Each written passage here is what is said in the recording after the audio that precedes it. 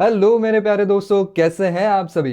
दोस्तों, आज हम बात कर रहे हैं कि एक जनरल मैनेजर के इंटरव्यू के अंदर कौन से सवाल यहाँ पर पूछे जा सकते हैं। अगर आप एक जनरल मैनेजर के पोस्ट के लिए इंटरव्यू देने गए हैं तो किस तरीके के सवाल आपको पूछे जा सकते हैं।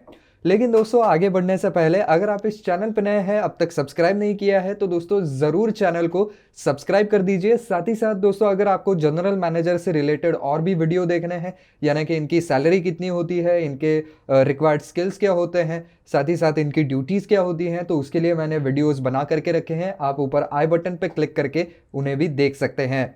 तो चलिए दोस्तों, शुरू करते हैं। तो दोस्तों, एक जनरल मैनेजर के लिए सबसे इम्पॉर्टेंट चीज़ होती है उसकी लीडरशिप क्वालिटी।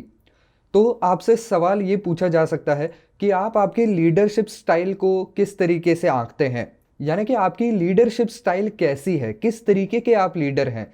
तो आप बता सकते हैं कि I am generally a cool person, but I know where to push and where to stop. यानी कि मैं जानता हूँ कि कहाँ पर लोगों को जो है वो उनसे काम करवाना चाहिए और कहाँ पर ढील देनी चाहिए, जिससे कि सारा काम जो है वो स्मूथली चलता रहे।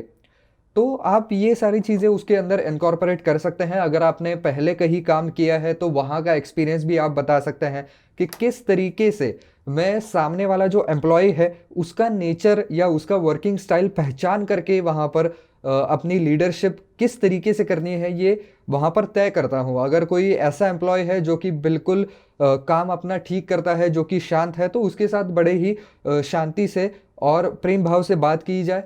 और अगर कोई एम्प्लॉय ऐसा है जो कि थोड़ा सा कामचोर है, जो ज़्यादा पुश करने के बाद ही काम करता है, मे बी उतना ज़्यादा काम में डेडिकेटेड नहीं है, तो उसको किस तरीके से पुश करना है या उसको किस तरीके से मोटिवेट करना है, इसके अलग अलग तरीके क्या हैं ये भी आप सामने रख सकते हैं। इसके अलावा और एक सवाल ये पूछा जा सकता है कि आप ये किस तरीके से इंश्योर करेंगे कि आपके जो सारे के सारे गोल्स हैं, जो कि टारगेट्स आपको दिए गए हैं, वो सारे के सारे टाइम के अंदर अचीव हों। तो उसके लिए आप क्या करेंगे, उसके लिए आप आपके जो को वर्कर्स हैं या आपके हाथ के नीचे जो लोग काम करते हैं उनको किस तरीके से मैनेज करेंगे। तो ये भी आप बता सकते हैं कि किस तरीके से मैं अपनी ही टीम को ज़्यादा से ज़्यादा मोटिवेट करता हूँ कि ये हमारी डेडलाइन है, ये हमारी डेडलाइन है, इसके अंदर इतना काम होना चाहिए। तो ये आप किस तरीके से करेंगे। साथ ही साथ अगर कहीं कोई पीछे छूट रहा है तो किस तरीके से उसको जो है वो टाइम टेबल के अनुसार चलने के लिए आप बाध्य करेंगे। तो ये आपसे पूछा जा सकता है और ये सारे जवाब जो है वो आपको देने पड़ेंगे। इसके अलावा ये भी पूछा जाएगा कि अगर कोई आपका एम्प्लॉय अंडर परफॉर्म कर रहा है, यानी कि उसको जितना काम दिया गया है या जितना काम उससे आप एक्सपेक्ट करते हैं उससे वो कम काम कर रहा है, तो फिर आप उसको कैसे बताएंगे कि नहीं, ऐसा नहीं चलेगा, आपको जो है वो और मेहनत करनी पड़ेगी और काम करना पड़ेगा। तो ये बताने का आपका तरीका क्या है, एक सलीका होता है। तो आप बता सकते हैं कि सबसे पहली बात तो मैं पोलाइटली उसको बताने की कोशिश करूंगा, उसको समझाने की कोशिश करूंगा कि भाई जो काम हम तुमसे एक्सपेक्ट कर रहे हैं उससे तुम थोड़ा सा नीचे हो, उससे थोड़ा सा कम तुमसे काम हो रहा है। मैं जानता हूं कि तुम्हारे अंदर बहुत ज़्यादा क्षमता है, तुम ये काम बड़े ही आसानी से कर सकते हो, इतना ही हमारा टारगेट है डेली का, उतना तुम्हें यहाँ पर जो है वो करना पड़ेगा। अगर फिर भी वो नहीं मानता है या फिर भी उसके अंदर जो है वो कोई सुधार आपको नहीं नज़र आता है, तो हो सकता है कि आपके शब्द जो हैं वो थोड़े से ज़्यादा सख्त हो कि भाई मैंने देखा है, मैंने इसके पहले भी तुमसे बात की थी इसके बारे में, लेकिन मुझे ऐसा दिख रहा है कि तुम फिर भी जो है वो अपने काम करने के ढंग को बदल नहीं रहे हो, उतना टारगेट जो डेली का है तुम्हारा मीट नहीं हो पा रहा है। तो प्लीज़ तुम इसकी तरफ ध्यान दो। अगर ऐसा नहीं हुआ तो मुझे ये इशू जो है वो ऊपर रेज करना पड़ेगा और मैं नहीं चाहता हूँ कि ऐसा हो। मैं चाहता हूँ कि तुम बड़े ही अच्छे तरीके से यहाँ पर काम करो और हमारे जो सारे डेडलाइंस है वो हमें मिलकर के ही यहाँ पर मीट करने हैं। तो इसमें टीम एफर्ट लगता है, तो तुम भी टीम का हिस्सा हो। तो जितने लोग बाकी के कर रहे हैं उतना ही काम तुम्हारे ऊपर है, तो उतना तो तुमको करना पड़ेगा। या शायद कोई एक आध मैनेजर ऐसा भी हो सकता है जो ये भी कह सकता है कि देखो, तुम्हारे इंसेंटिव के ऊपर इससे बहुत बुरा असर हो सकता है, या तुम्हारी जो इंक्रीमेंट होती है उसके ऊपर बहुत बुरा असर हो सकता है। तो इस तरीके से भी उसको जो है वो मोटिवेट करने की कोशिश ज़रूर की जानी चाहिए। ये सारी चीज़ें आप आपके जवाब में डालेंगे। तो दोस्तों, अगला जो सवाल है वो एक्सपीरियंस लोगों के लिए लागू होता है यहाँ पर कि क्या आपने कोई ऐसी मीटिंग कैरी आउट की है जो कि बहुत ही ज़्यादा इम्पॉर्टेंट थी? तो इसके बारे में भी पूछा जा सकता है। अगर आप एक्सपीरियंस है ऐसे कोई मीटिंग को आपने लीड किया है, तो उसके एक्सपीरियंस के बारे में आप बता सकते हैं कि किस तरीके के लोग थे, वो मीटिंग क्यों इतनी इम्पॉर्टेंट थी, कितने बड़े बड़े ओहदे के लोग थे, मैंने उस मीटिंग को किस तरीके से लीड किया, कैसे पूरी चीज़ों को कैरी आउट किया। तो इस एक्सपीरियंस के बारे में आप बता सकते हैं। ये आपकी छाप छोड़ने का एक बहुत बढ़िया मौका सामने वाला आपको खुद से दे रहा है, तो इसका ज़रूर आप इस्तेमाल करें। इसके अलावा दोस्तों, अगर आप एक्सपीरियंस है तो ही ये सवाल अगेन लागू होता है आपके ऊपर। तो आपको ये पूछा जा सकता है कि क्या आपने कोई ऐसा प्रोजेक्ट किया है जिसके अंदर बहुत सारी टीम्स जो है वो एक साथ काम कर रही थी, यानी कि डिज़ाइनिंग टीम हो गई, ग्राफिक डिज़ाइनिंग टीम हो गई, एनिमेशन टीम हो गई, ये जो भी सारी टीम्स है, फाइनेंस डिपार्टमेंट है और एचआर डिपार्टमेंट है, तो ये सारी टीम्स मिल करके एक बहुत बड़े प्रोजेक्ट के ऊपर काम कर रहे थे। आपने उस प्रोजेक्ट को जो है वो लीड किया है, उस प्रोजेक्ट का सारा मैनेजमेंट आपने देखा है। तो आपका एक्सपीरियंस कैसा रहा है, उस प्रोजेक्ट के बारे में थोड़ा सा बताइए।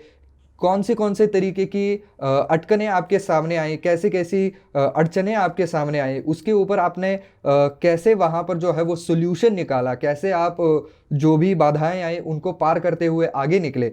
तो ये सभी के बारे में आपको वहाँ पर बताना होगा। साथ ही साथ अगर आप ये भी बताएंगे कि किस तरीके से मेरे पास इतनी सारी टीम्स थी जिनके अंदर अलग अलग विचारों के, अलग अलग स्वभाव के, अलग अलग वर्किंग स्टाइल होने वाले लोग जो थे वो एक साथ काम कर रहे थे, तो उनको किस तरीके से मैंने मैनेज किया।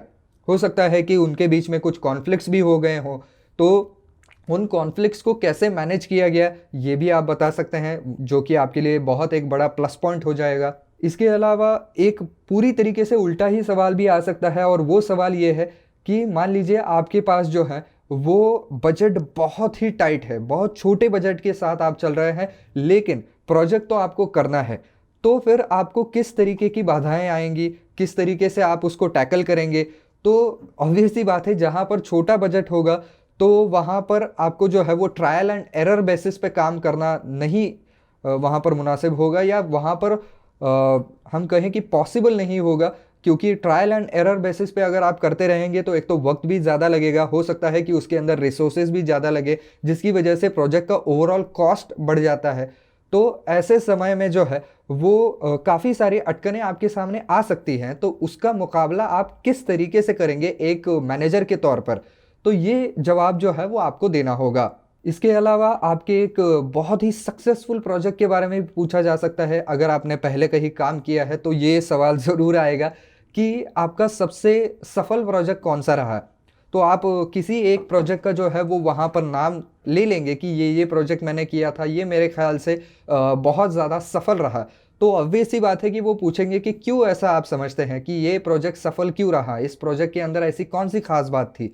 तो आप बता सकते हैं कि शायद मेरे जो स्किल्स थे उसकी पूरी पूरी यहाँ पर जो है वो कसौटी लग गई। मैंने बहुत दिल लगा के काम किया था, मेरे सामने बहुत सारे चैलेंजेस आए, उसको मैंने किस तरीके से ओवरकम किया, और एक फाइनल प्रोडक्ट किस तरीके से हमने जो सोचा था उससे भी बेहतरीन निकला। तो इस सभी के बारे में जो है वो आप बता सकते हैं। खैर ये एक पर्सनल एक्सपीरियंस की बात है, लेकिन जो जनरल चीज़ें आप इसके अंदर ढाल सकते हैं उसके बारे में मैंने आपको बता दिया है। तो दोस्तों, एक अगर यहाँ पर मैनेजर है तो उसके जॉब प्रोफाइल में ये भी आता है कि ज़्यादा से ज़्यादा जो है वो वर्क के अंदर प्रोडक्टिविटी निकले, ज़्यादा से ज़्यादा एफिशिएंसी निकले, और कॉस्ट वहाँ पर बिल्कुल एक बजट के अंदर रहे, लिमिट के अंदर रहे, और हो सके तो कॉस्ट कटिंग भी हो। तो ये तीन चीज़ें जो हैं जो कि किसी भी बड़े कंपनी के लिए बहुत ज़्यादा मायने रखती है। तो इसके लिए आप किस तरीके से काम करेंगे, यानी कि ज़्यादा से ज़्यादा प्रोडक्टिविटी हो, जो लोग आपके पास काम कर रहे हैं वो एफिशिएंट हो, और कॉस्ट कटिंग भी हो सके। तो ये तीन जो है वो आपको पूरा जो है वो मैं कहूँगा कि बिल्कुल स्टंट ही करना पड़ता है, क्योंकि ये एक टाइट रोप के ऊपर चलने जैसा है, एक डोर के ऊपर चलने जैसा है। तीनों चीज़ों का जो है वो आपको बैलेंस वहाँ पर बनाए रखना पड़ता है। तो इसके बारे में अगर आपको एक्सपीरियंस है तो आप जवाब दे सकते हैं कि किस तरीके से मैं ज़्यादा से ज़्यादा टीममेट्स को मोटिवेट करूँगा, किस तरीके से वहाँ पर माहौल जो है वो डिस्कशन के लिए बिल्कुल खुला खुला सा रखूँगा, जिसकी वजह से लोगों की प्रोडक्टिविटी जो है वो बिल्कुल फ्लूइड रहे, लोग जो है वो हर दिन नए नए आइडियाज़ के साथ ऊपर आने लगे। और मैं किस तरीके से उनके आइडियाज़ को जो है वो एक्नॉलेज करूँगा। तो ये जो एक्नॉलेजमेंट है ये भी बहुत ज़रूरी होता है, क्योंकि सामने वाला आपको अगर आइडियाज़ दे रहा है और आप उसको, हाँ अच्छी बात है, ओके थैंक यू, तो इस तरीके के अगर आप जवाब देंगे तो जाहिर सी बात है कि सामने वाला बिल्कुल डीमोरलाइज हो जाएगा। उसको अगली बार ये 10 बार वो सोचेगा कि यार मैंने पिछली बार जो आइडिया दिया था उसके बारे में तो इन्होंने कुछ किया नहीं, बस हाँ ठीक है ओके बोल के छोड़ दिया। तो फिर अगली बार वो आदमी जो है वो कोई बेहतरीन आइडिया होगा तो भी वो आपके पास लेके नहीं आएगा।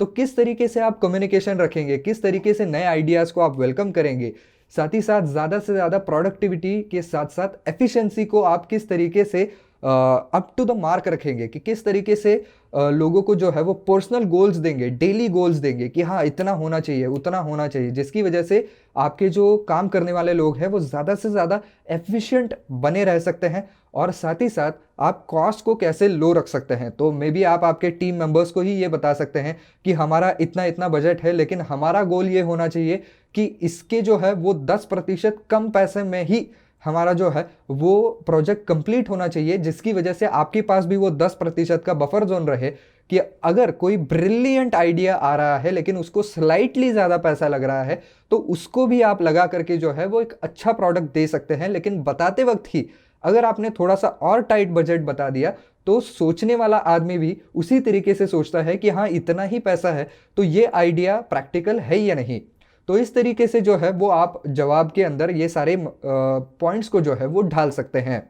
इसके अलावा अगर आप एक्सपीरियंस है तो आपको पूछा जा सकता है कि आपका पिछले कंपनी के अंदर एक टिपिकल दिन कैसा जाता था, यानी कि आप दिन की शुरुआत में क्या करते थे, किस तरीके से टास्क को प्रायोरिटाइज करते थे, किस तरीके से डेली गोल सेट करते थे, किस तरीके से काम को जो है वो आपके एम्प्लॉयज़ के बीच में बांट देते थे, उनको गोल्स देते थे। तो ये आपसे पूछा जा सकता है कि किस तरीके का आपका एक दिन होता था, क्या क्या आप काम उसमें करते थे। इसके अलावा ये भी पूछा जा सकता है कि नए नए जो ट्रेंड्स आ रहे हैं मार्केट के अंदर या नई नई टेक्नोलॉजी जो आ रही हैं उसके हिसाब से आपका मैनेजर का जो जॉब है वो किस तरीके से अफेक्ट होगा, उसका इम्पैक्ट क्या रहेगा, कि आपको ज़्यादा एफिशिएंटली काम करना पड़ेगा, आपको जो है वो हमेशा ऑन टोज रहना पड़ेगा, नए नए स्किल्स सीखने पड़ेंगे। तो इसके बारे में पूछा जा सकता है। और आखिरी सवाल आपसे ये पूछा जा सकता है कि आप हमारी कंपनी के इस जॉब में क्यों इंटरेस्टेड हैं।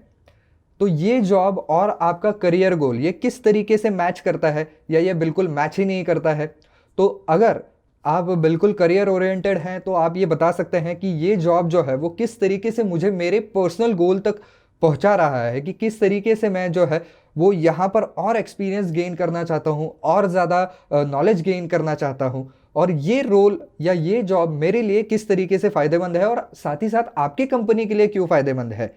तो ये सारी चीज़ें जो हैं वो आपसे पूछी जा सकती है एक जनरल मैनेजर के इंटरव्यू के अंदर। तो आई होप दोस्तों ये वीडियो आपको पसंद आया होगा, काम का लगा होगा, और आई होप आपने अब तक वीडियो देखा है तो आपको पसंद आया होगा। तो दोस्तों अगर आपको वीडियो पसंद आया है तो वीडियो को लाइक करना बिल्कुल ना भूलें, और साथ ही साथ ऐसे ही और वीडियो देखने के लिए चैनल को सब्सक्राइब भी ज़रूर कर दें।